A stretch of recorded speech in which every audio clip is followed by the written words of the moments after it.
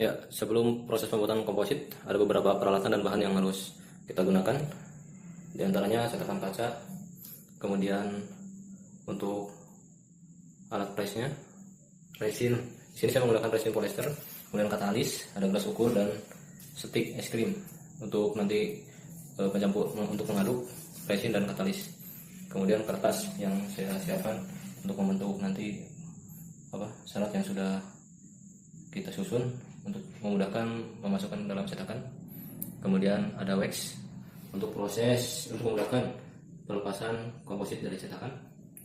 Nah, di sini ada scrub, palu untuk nanti proses pengambilan komposit dari cetakan, dan timbangan digital.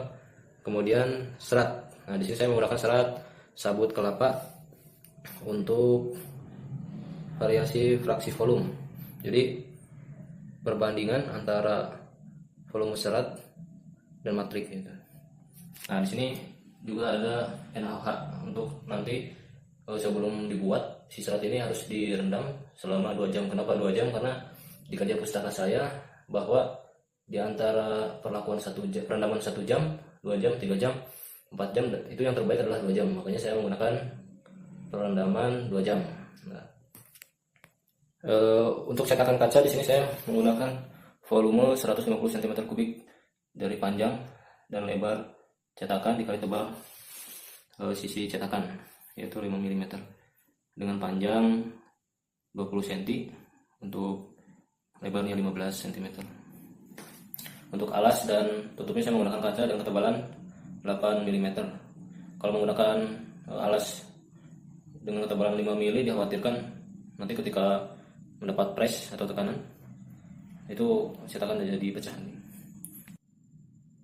Ya, untuk resin polyester kita bisa dapatkan di toko kimia atau pesan online juga bisa, katalis ataupun wax, NaOH, dan serat sabut kelapa.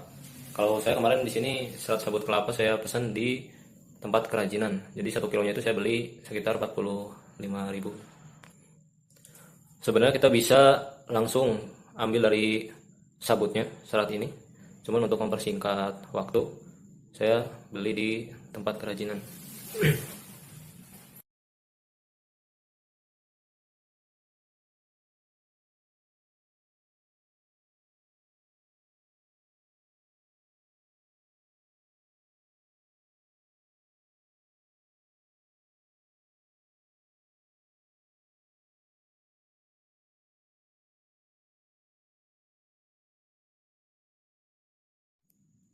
Ya, kemudian kita melakukan proses pengolesan wax pada cetakan. Tujuannya untuk memudahkan nanti ketika proses pelepasan komposit pada cetakan. Kemudian tutupnya juga kita oleskan dengan wax.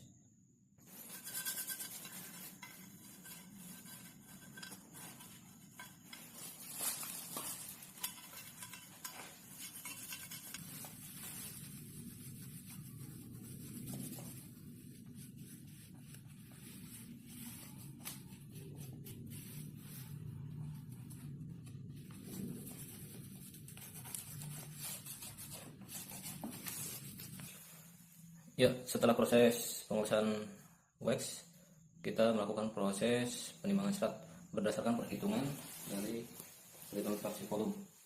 Nah, untuk perhitungan fraksi serat di sini saya menggunakan 3% dikali volume cetakan 150 cm3 dan dapat hasilnya adalah 45 cm3. Nah, 45 cm3 ini adalah volume dari serat yang nantinya ada di cetakan. Kemudian volume serat ini dikali massa jenis serat itu sendiri. Saya menggunakan massa jenis 0,3 gram per cm3. Ini saya dapat dari jurnal, sehingga hasilnya adalah serat yang kita timbang sekitar 1,3 gram.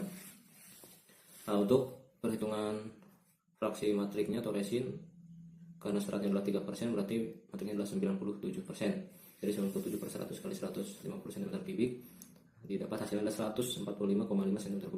Nah, ini volume resin yang ada pada cetakan. Kemudian volume resin tersebut kita kali dengan massa jenis resin itu. Ya, kita timbang serat sekitar 1,3 gram.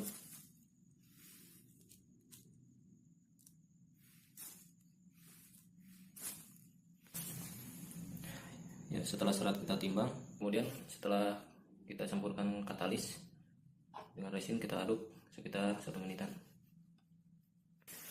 Ya, setelah dirasa cukup, kita tuangkan sebagian resin ke dalam cetakan, kemudian kita ratakan.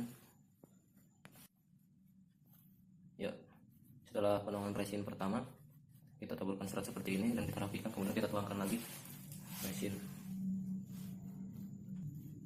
sampai memenuhi cetakan. Lebih juga tidak apa-apa. Kita rapikan.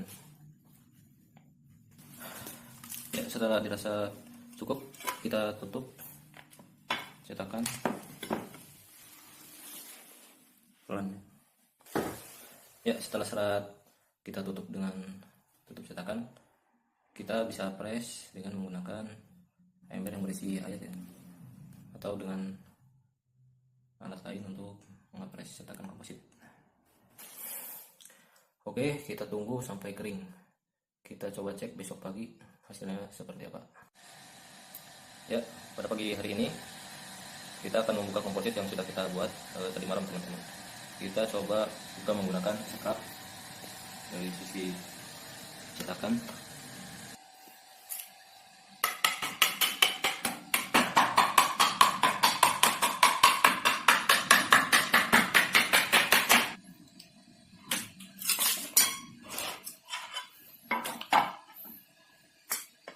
Ya, untuk pelepasan komposit ini bisa menggunakan karton ya, atau sekap juga langsung. Ya, setelah pola ditempel, maka kita tinggal memberikan tanda di bagian spesimen ini untuk fraksi volume 3%.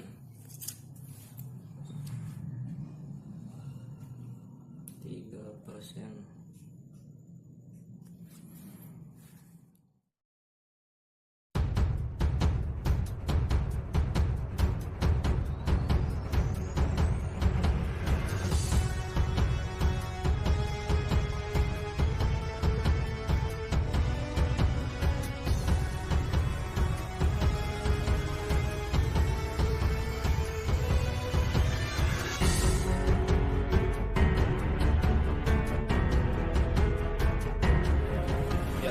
Saya sudah sampai di tempat biasa teman-teman kampus juga melakukan pemotongan spesimen komposit. Ini rumah kreatif di daerah Duri, Kabupaten Sleman, Yogyakarta. Nah, berhubung masa tadi saya chat sedang pergi, jadi spesimen saya taruh di bagian sini. Ya, setelah spesimen kita sudah simpan, kita sekarang pulang ke kos-kosan.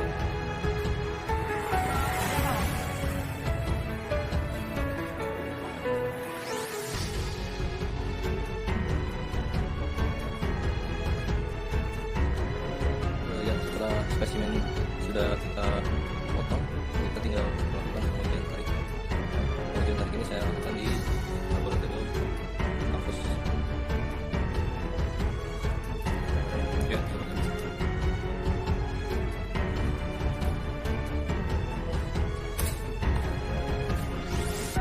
Ini, oke, terus. Tengok. Pukul 5 tuh. Pulung-pulung nih mas. Awalas 173.